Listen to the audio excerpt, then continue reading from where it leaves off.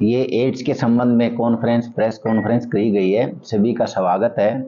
हमारा मकसद यही है कि एड्स के बारे में जागरूकता करने, क्योंकि एक बार HIV पॉजिटिव रिएक्टिव हो जाता है पेशेंट, वो थ्रू आउट लाइफ रिएक्टिव ही रहता है।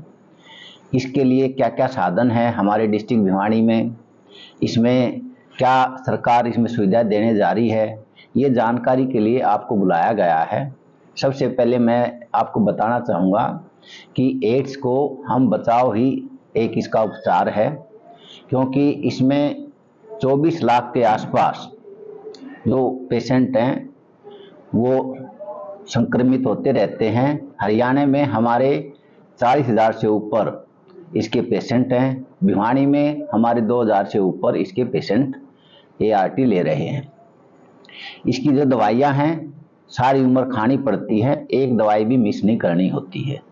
तो इसमें जो गरीब आदमी होता है उसका काम रोजगार छूट जाता है। तो सरकार ने ये देखा कि जिसकी इनकम 1,80,000 रुपये या इससे कम है उसको पेंशन देने जा रही है।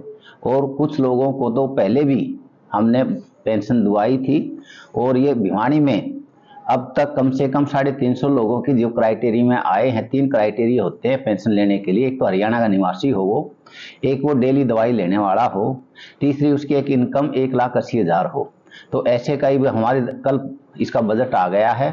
सभी की फॉर्मेलिटी पूरी करके उनको हम पेंशन देना शुरू कर देंगे, क्योंकि जो हर महीने नहीं तो उसको जितनी पेंडिंग है 2 महीने की या 3 महीने की, वो एकदम उसकी पेंशन चली जाएगी।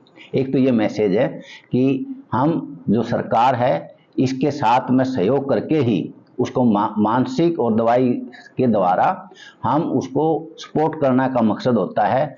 उनके PLHI के कोई डिस्क्रिमिनेशन नहीं करना चाहिए। तो सरकार उसके साथ है, स्वास्थ्य विभाग उसके साथ है, और अन्य विभाग से मैं प्रार्थना करूंगा कि जो भी पेशेंट होता है उसके साथ डिस्क्रिमिनेशन ना करे, उसका मेंटल सपोर्ट करे, क्योंकि ये जो बीमारी ऐसी है इसका कोई इलाज नहीं होता। जब हम दवाई खाते हैं ART की, वो उसका क्वालिटी ऑफ लाइफ बढ़ाती है, उसको बिल्कुल इरेडिकेट नहीं करती। इसकी सुविधा है, जैसे डॉक्टर साहब ने बताया, 7 ICTC सेंटर हैं। हर विलेज लेवल पर हम टेस्टिंग की सुविधा उपलब्ध करवा सकते हैं। इसमें कंसेंट ही देनी होती है, कंसेंट के बाद उसका टेस्ट भी पता लग जाता है। इसमें जो सबसे ज़्यादा चिंता की बात यह है कि इसकी जो पेशेंट हैं 15 से लेकर के 45 साल के जो पेशेंटों की एज के जो पेशेंट है, जो प्रोडक्टिव लाइफ का प्रोडक्टिव पार्ट होता है, वो पेशेंट आ रहे हैं। इसमें 80% जो पेशेंट है इस एज ग्रुप के आ रहे हैं।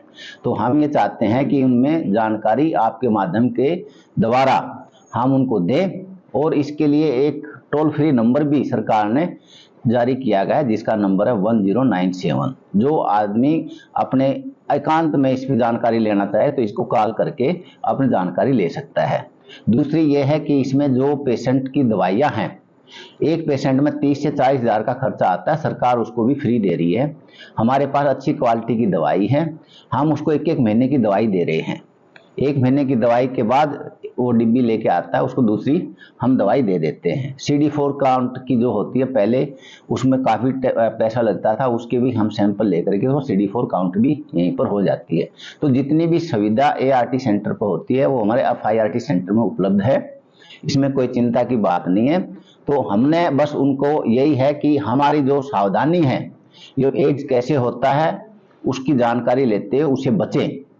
अगर कुछ हो भी जाता है तो अपना ये नहीं है कि जीवन अंत हो गया, उसको लड़ने के लिए हम समय पर दवाई लें और उसकी जानकारी दूसरों में बांटें, ताकि वो उसका संक्रमित होकर के अपना और परिवार को बाहर ना सोचें कि भाई हमारे अब क्या करूंगा मैं।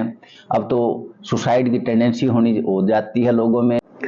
आज जैसे कि आप सभी को पता है कि हम 1 दिसंबर को वर्ल्ड एड्स डे मनाते हैं, और पूरे दिसंबर के जो हमारा वो एक अभियान के तौर पर हम लोगों को जागरूक करते हैं। इसी कड़ी में जो हमारी हरियाणा एड्स कंट्रोल सोसाइटी है, उनके द्वारा भी हमें एक पत्र प्राप्त हुआ था कि सभी डिपार्टमेंट्स को हम बुलाएं। तो आपको भी हमने आज प्रेस की हमने जो बुलाया है, इलेक्ट्रॉनिक और प्रिंट मीडिया को, कि हम उनको इस बारे में जागरूक कर सकें HIV के, और उनके माध्यम से हम समाज के सभी लोगों को जागरूक कर सकें HIV और एड्स के बारे में।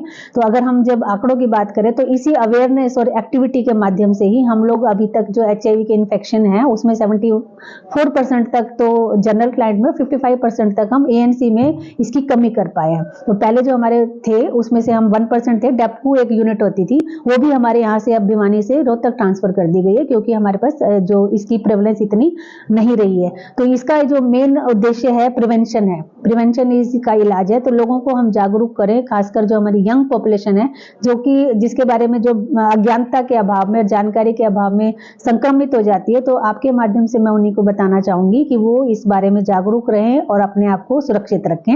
इसके लिए कई बार क्या होता है कि बच्चे बात भी नहीं करते हैं, तो 1097 हमारा टोल फ्री नंबर है, उस पर वो बात कर सकते हैं। उसमें काउंसलिंग भी की जाती है और बताया भी जाता है कि आप टेस्ट के लिए कहाँ जा सकते हैं। इसी के साथ में जैसे कि आजकल सभी लोग स्मार्टफोन इस्तेमाल करते हैं, तो हमारी नाको की ऐप भी है, उस ऐप को भी डाउनलोड करके प्ले स्टोर से डाउनलोड कर सकते हैं और ऐप पे डाउनलोड करके वो HIV के बारे में पूरी जानकारी ले सकते हैं। तो आपके माध्यम से जिसके मुहिम के तौर पे जैसे हमने कोरोना को जड़ से खत्म किया है, इसी तरह से हमारा ये उद्देश्य है कि हम 2030 तक जो HIV एक एपिडेमिक के तौर पर है वो खत्म हो जाए और हम अपने देश को एपिडेमिक फ्री कर पाए। तो आप लोगों का मेरा यही अनुरोध है कि आप इसके बारे में ज्यादा से ज्यादा लोगों को जागरूक करें।